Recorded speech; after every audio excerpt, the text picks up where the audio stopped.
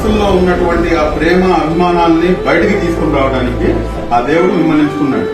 భారతదేశానికి సంబంధించినటువంటి హిందూ జనాభాని వాళ్ళు అంతరించడానికి సో వాళ్ళ మెయిన్ టార్గెట్ ఏంటంటే ఏదైతే ఫుడ్ జిహాద్ అనేది ఖచ్చితంగా ప్రతి ఒక్కరి దగ్గరికి ఇంప్లిమెంట్ చేద్దామని ఒక లక్ష్యంతో మాత్రమే వెళ్ళిపోతా ఉన్నారు. అన్న మీరు మమ్మల్ని అందరినీ తినవట్టారు కదా, మీరు ఎందుకు తింటలేరు? నేను కూడా తింటా బిడ్డ, అప్పుడప్పుడు తింటున్నావు. డైలీ చిన్న పిల్లలు పెద్దలు తింటున్నారు. దానివల్ల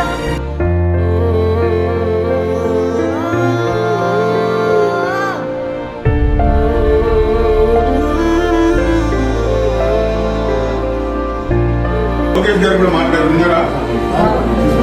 లోకేష్ గారు ఇప్పుడు ట్వీట్ పెట్టారు, మన తెలుగు రాష్ట్రాల్లో ఇటువంటి సంస్కృతికి అవకాశమే లేదు అని చెప్పేసి. ఇది ఈ రాష్ట్రం యొక్క గొప్పతనం, మన తెలుగు రాష్ట్రాల యొక్క గొప్పతనం. రాముల వారు నిజమైనటువంటి రాముల వారి యొక్క భక్తులు చేసే పని శ్రీరాములు గారు చేశారు.